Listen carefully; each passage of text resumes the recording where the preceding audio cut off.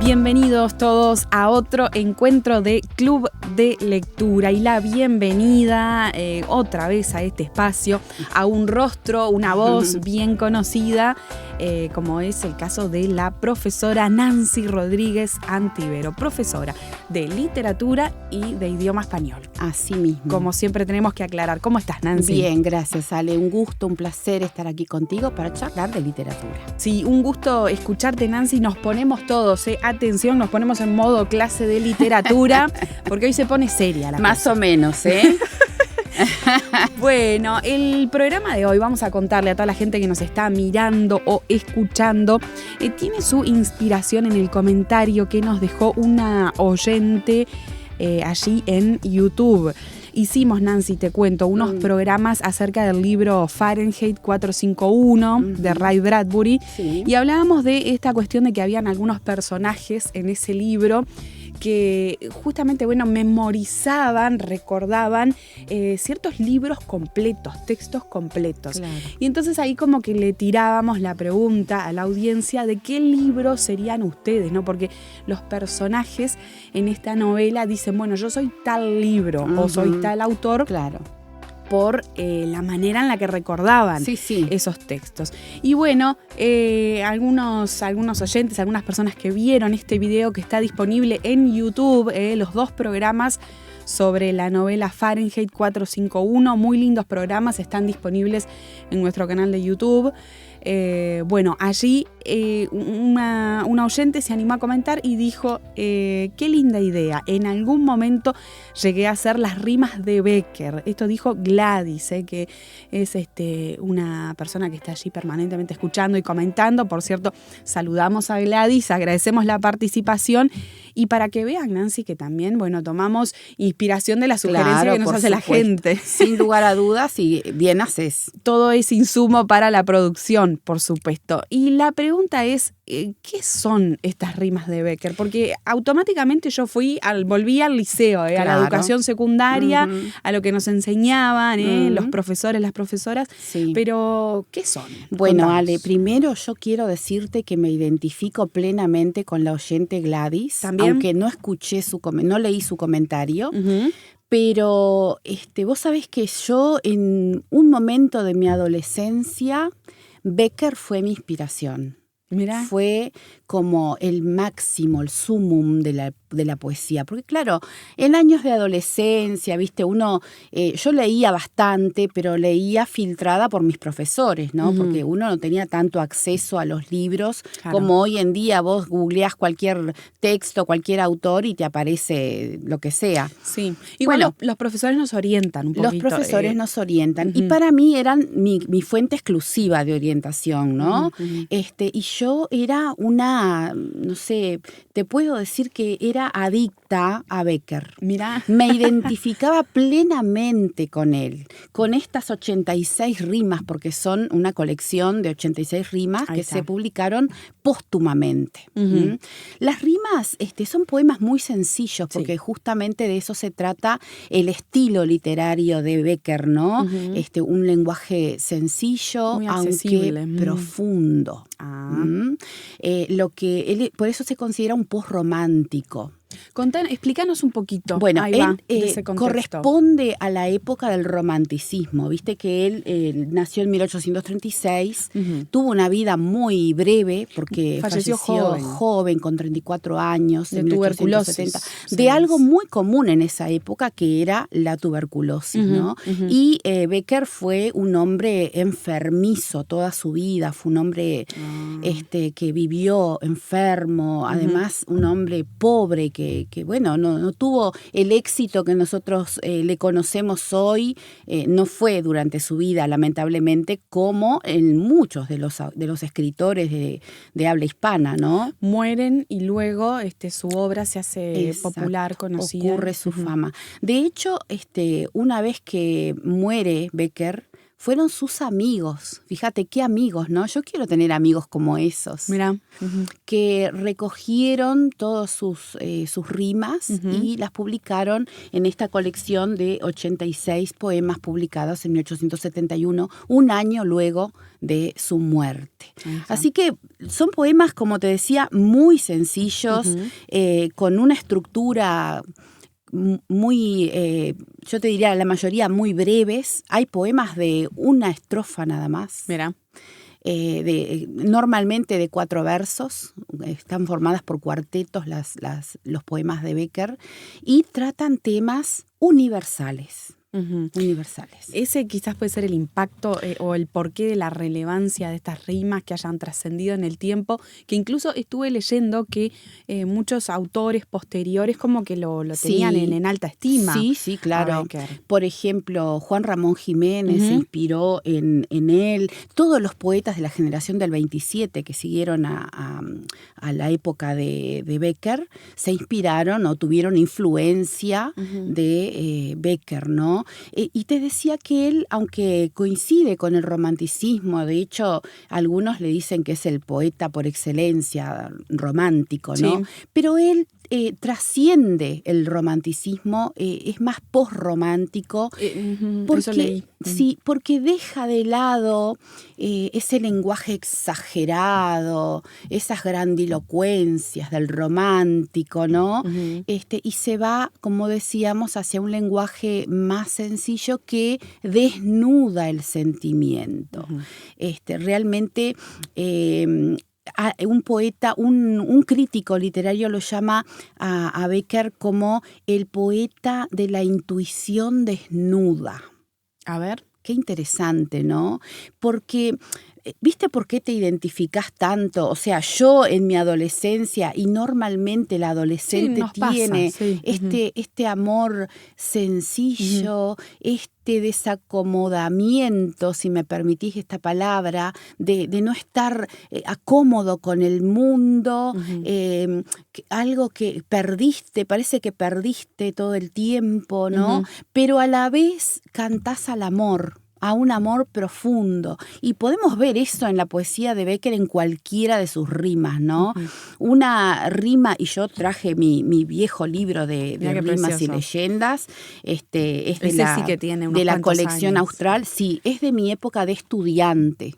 Así que imagínate cuántos años tiene. Sí, parece anterior igual, Nancy. Bueno, sí, debe ser anterior porque yo lo compré de segunda mano. Ahí está. Pero lo interesante es cómo Bécquer intenta mostrar con su poesía la idea de la poesía, de lo que es poesía para él, ¿no? Entonces, él con este idioma, con este lenguaje, él no consigue mostrar todo lo que hay dentro de sí. Es muy interesante, Ale, y yo te quiero leer un fragmentito. Sí, por favor. De la introducción que él hace a esta edición, ¿no? Que él escribió esta introducción, pero obviamente que no fue con el propósito de ser publicada en sus rimas porque él no las publicó, pero sí dejó esto como una introducción de lo que sería su obra, ¿no? Sí. Fíjate vos, tal vez muy pronto tendré que hacer la maleta para el gran viaje. Está hablando, obviamente, de su muerte, ¿no? Wow. Fíjate que él lo escribió en 1868 y murió en el 70. Ahí, un poquito tiempo. De una hora a otra puede desligarse el espíritu de la materia para remontarse a regiones más puras. No quiero, cuando esto suceda, llevar conmigo como el abigarrado equipaje de un saltimbanqui el tesoro de oropeles y guiñapos que ha ido acumulando la fantasía en los desvanes del cerebro. Interesante, ¿no? Porque él sentía que tenía algo dentro que le bullía, ¿no? Que estaba ahí, que él no lograba colocar en todas las palabras que quisiera, pero nos dejó esto maravilloso que son las rimas, donde expresa mucho de su sentir, ¿no? En palabras muy sencillas, como decíamos. Un tipo que, por lo que estuve leyendo, como que siempre estuvo volcado hacia lo artístico y siempre tuvo esa intención, aunque le implicó pasar por estrechez económica. Exacto. También por lo que yo leía. Sí. Y bueno, y ahí procuró también fundar un periódico y estuvo vinculado a otro periódico. Y siempre como buscando eso. Sí. Se trasladó a Madrid, podemos aclarar eso, nació en Sevilla. La experiencia en Madrid fue muy triste. Él Sí. cuenta que Madrid no era lo que él pensaba, porque claro, viste que es como cualquier poeta que tiene un sueño. Por ejemplo, normalmente el sueño, por ejemplo, Jacques Quiroga quería ir a París, era como el... ¿no? Bueno, y Bécquer quiso trasladarse a Madrid porque le parecía que era como la cuna donde él iba a encontrar cosas interesantes culturalmente, ¿no? Y le dio mucha tristeza. Yo leí varias anécdotas que él cuenta, ¿no? Donde muestra que Madrid no era lo que él pensaba. Yo no sé qué es lo que él encontró o qué pensaba él de Madrid que no encontró allí, pero ciertamente fue una desilusión muy grande que tuvo. Y a propósito de lo que tú decías, Ale, la familia de Bécquer era una familia de pintores. Sí. Había esa cuestión artística, ¿no? Sí, como que él, bueno, su madre murió muy tempranamente, también su padre, ¿no? Fue un chico solitario, diría yo, aunque tenía hermanos, y él se trasladó a la casa de uno de sus hermanos, y allí tuvo contacto con la pintura. Incluso hay relatos que cuentan que él intentó pintar. Sí, quedaron algunos dibujos. Quedaron algunos bocetos, sí. Pero definitivamente lo de él eran las palabras. Era escribir. Escribió también alguna obra de teatro, si no me equivoco. Escribió las famosas leyendas, ahí va, que es narrativa, también algunos artículos y por supuesto las rimas. Sí. Las rimas, que es impresionante cómo las recordamos. Capaz que tiene que ver con... Bueno, por supuesto con lo que tiene la poesía, que justamente favorece la memorización. Exacto. Pero además por esa cercanía en el lenguaje, eso que decís vos, que no son palabras complicadas, que de repente a uno le cuesta recordarlas. Es verdad. No, son cosas bien concretas, ¿no? Sí, y de algo que uno puede identificarse, ¿no? Yo pienso que el éxito de Bécquer tiene que ver con esos sentimientos que retratan a cualquier ser humano común y corriente, ¿verdad?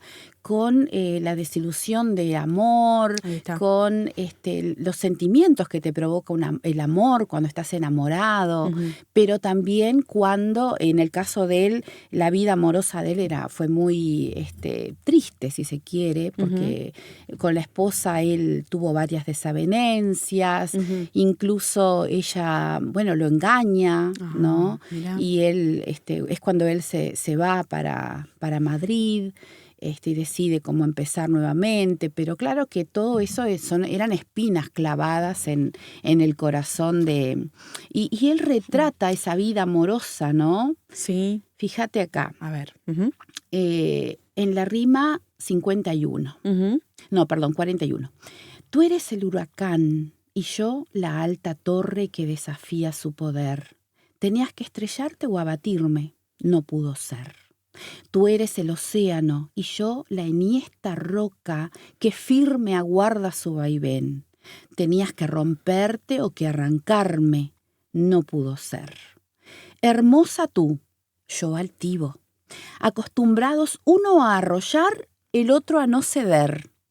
La senda estrecha, inevitable el choque. No pudo ser.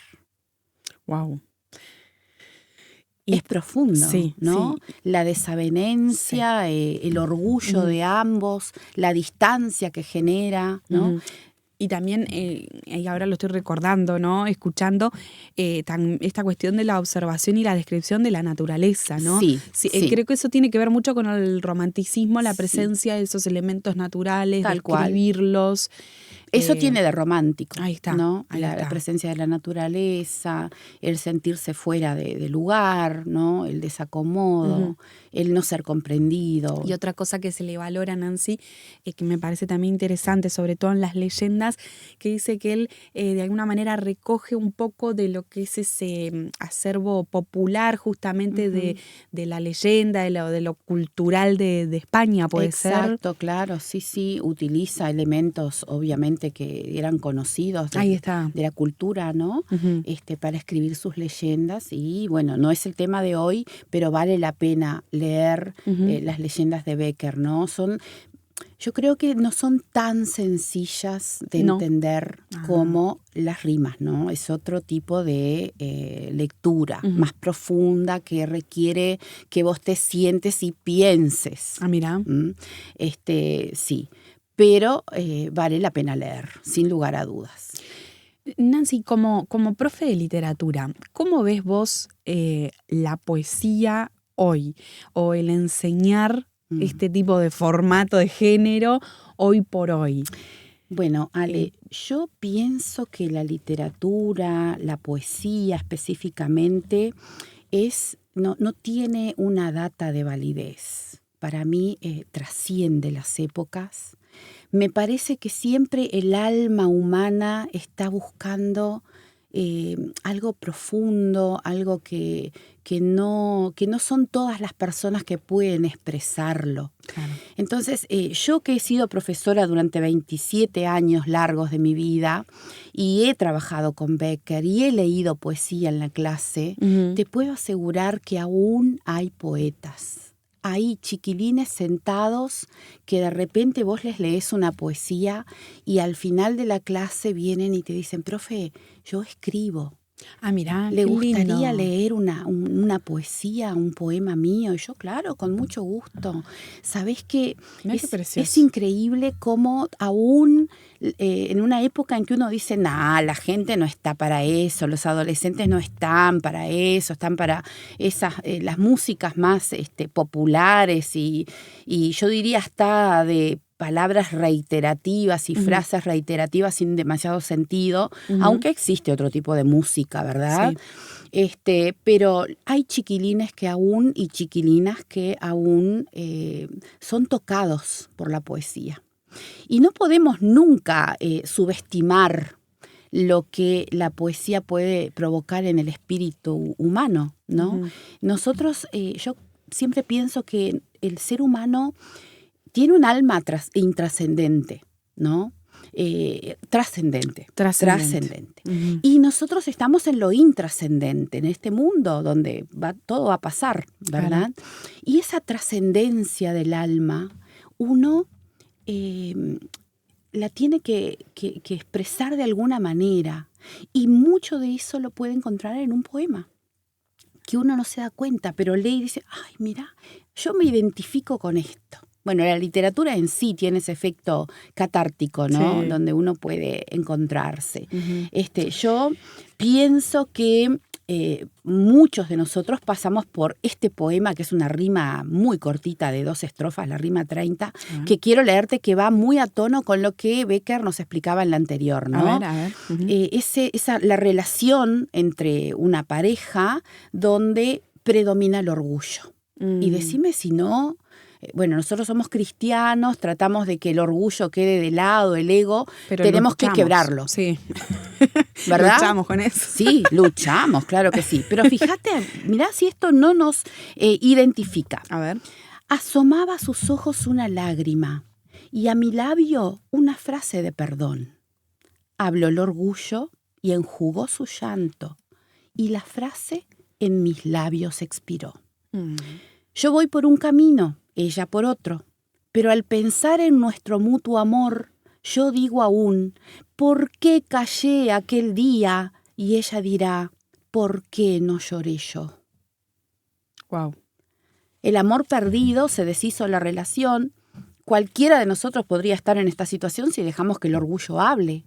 Y si no pedimos perdón, no demostramos que estamos tristes por lo que pasó. Y es muy iluminador lo que vos estás diciendo, Nancy, porque uno siempre piensa en esto, bueno, como versos adolescentes, sí. Pero en realidad era un hombre que estaba hablando de una relación matrimonial, de los conflictos madura. Que tenía con su esposa, ¿no? Sí, qué fuerte, ¿no?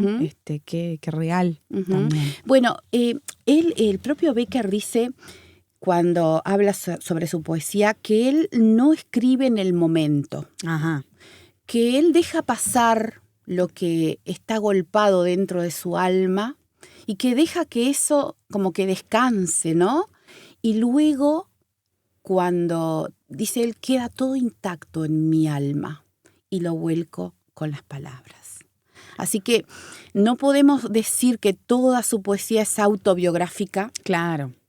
No podemos decir que está vinculada estrictamente con su matrimonio, pero sin duda son las experiencias del poeta. Sí, el sentir. El sentir. Y cuando hablabas de esta cuestión de nuestra trascendencia, pensaba en cómo todo el arte, de alguna manera, o el deseo de justamente de crear belleza a través de todas las distintas formas de arte, un poco hablan de esa huella trascendente que tenemos. Bueno, ni que hablar de la música, ¿no? Sí, o sea, claro. Cómo la música conmueve la escritura, la belleza de una pintura o de una película, ¿no? A través de las luces, de lo que propone, tantas formas de arte que es verdad, ¿no? Que hablan de eso que vos decís que llevamos tan adentro que quiere trascender más de la cuestión más técnica, funcional del existir, ¿no? De movernos en este mundo. Sí, como que nuestro espíritu está anhelante por algo más, ¿no?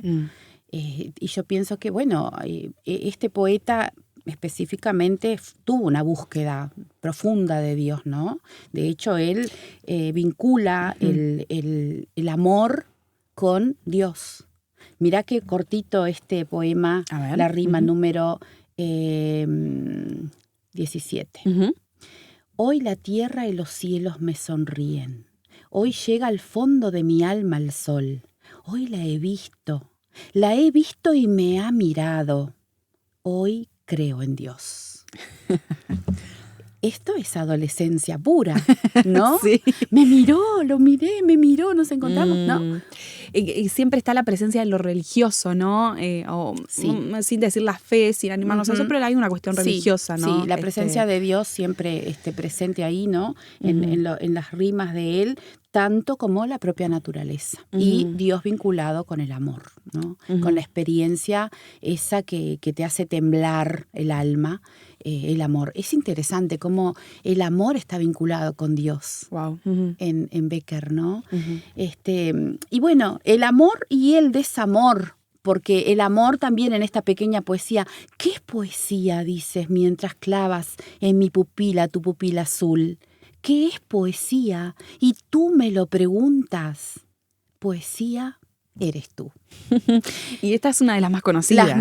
Una de las más conocidas. Bueno, creo que Becker en sí es un poeta muy conocido a través de pósters, ¿no? Yo me acuerdo que en mi adolescencia había mucho de eso. Hoy no se ve tanto, pero yo tenía mi cuarto empapelado, las paredes de poesía, de pósters, aunque eran bastante onerosos en esa época, no era tan común, ¿no?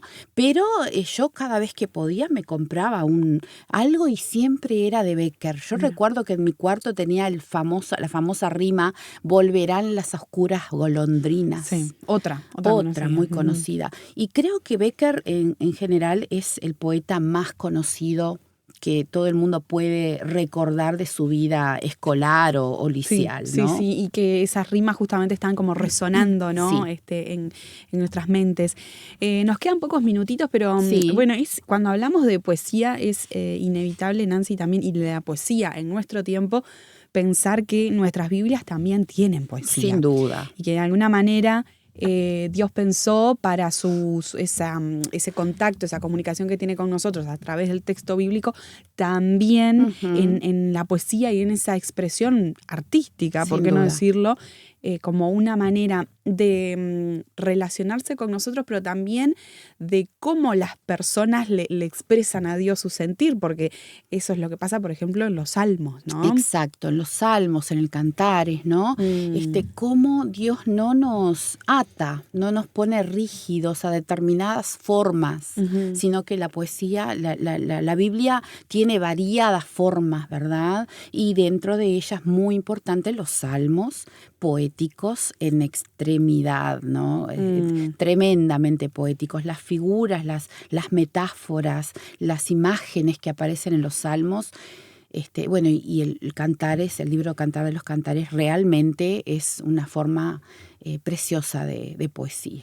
Dice que que es muy, 2 apuntes, no me quiero olvidar, que es interesante cuando uno estudia el idioma original en el cual se escriben los salmos, porque allí se encuentran cosas y estructuras que uno desde el español no pierde. Se pierde, ¿no? Que por eso está bueno como que hacer un estudio de algunos textos para comprender la delicadeza artística, ¿no? Es verdad. Los estilos literarios propios de la poesía griega, ¿no? Que tiene que ver con lo que aparece en los salmos, esas gradaciones del lenguaje que van increyendo, ¿no? Esos selá que aparecen, que para nosotros es una palabra selá y sabemos que tenemos que hasta ahí, ¿no? Pero todo eso tiene un significado poéticamente, ¿verdad? Los paralelismos, diferentes tipos de paralelismos. Decía un autor que el leer los salmos es como estar nosotros sentados detrás de una persona que le está escribiendo una carta a Dios. Entonces es como que nosotros miramos así por detrás y es como que vemos justamente una carta, una declaración de intimidad, ¿no? Hacia Dios. Y decime, Ale, no sé, capaz que vos no, pero ¿quién no ha orado con un salmo? ¿No? Sí. La identificación, ¿no? ¿Quién no se ha expresado como el salmista cuando está desgarrada su alma y se presenta ante Dios, ¿no? ¿Por qué te abates, oh alma mía, y te turbas dentro de mí, ¿no? Espera en Dios, porque aún he de alabarle. Yo creo que la expresión poética que aparece en el salmista ahí, que no es solo David, hay otros salmistas, pero básicamente es David, el mayor, ¿no? Creo que todos podemos identificarnos con alguna poesía de los salmos y que hemos orado esos salmos, ¿no? Me parece que... Y el que no lo ha hecho... Que lo haga, que lo intente. Sí. Porque hay cosas que salen de nuestra alma directamente y Dios nos ha permitido esa bendición de poder expresar nuestros sentimientos. Sentimientos y fe no son opuestos, ¿no? La gente piensa que la fe tiene que ser racional. Y sí que nuestra fe está basada en principios racionales que tenemos que saber explicar, ¿no? Como le dice Pablo creo que a Timoteo, ¿no? Que hay que estar preparado para presentar defensa ante cualquiera que nos demande razón de nuestra fe. Pero la fe también está llena de sentimientos que nosotros personalmente y permanentemente le expresamos a nuestro Dios. Decime si no cantamos una alabanza y no estamos haciendo poesía para Dios. O los himnos viejos. Y nos conmovemos, sin duda. Bueno, tenemos que irnos. Bueno, podríamos seguir charlando como siempre. Podríamos, porque acá hay mucha poesía para leer. Hay que decirle al oyente que lea las rimas de Becker. Hay que recomendarles la lectura de estas rimas que, como decía la profe, son bien accesibles, no tienen mayor complejidad. La cuestión de animarse, empezar de a poquito. Recordarles a todos quienes nos están mirando o escuchando que, encuentran todos los contenidos de este club de lectura en nuestro canal de YouTube, que es Club de Lectura RTM. También, encuentran en Spotify las charlas en formato audio. Pueden seguirnos en Instagram y se enteran de nuestras novedades. Por allí nos pueden enviar también sus mensajes con sugerencias de temas, porque han visto que respondemos a las sugerencias. Allí el Instagram también es Club de Lectura RTM, y si no, estamos todos los sábados 21 horas por el 610 AM Radio Transmundial Uruguay, en Radio Rural para Uruguay y la región. Allí estamos alcanzando. Así que recuerden dejar su suscripción, dejar su me gusta si es que están allí en YouTube mirando este video. Sus comentarios también nos alientan y nos ayudan a seguir adelante. Le agradecemos a la profesora de literatura y también de idioma español, Nancy Rodríguez Antivero. Siempre es un gusto escuchar. Muchas gracias, Ale. Un gusto, un placer enorme para mí estar aquí contigo. Gracias. Y animarse a leer, como siempre decimos. Y voy a dejarle la última recomendación. Dígame. Si no tiene nada para leer y no sabe por dónde empezar, comience leyendo la rima 7 de Becker, que es un encanto. Rima 7. Rima 7. Muy bien.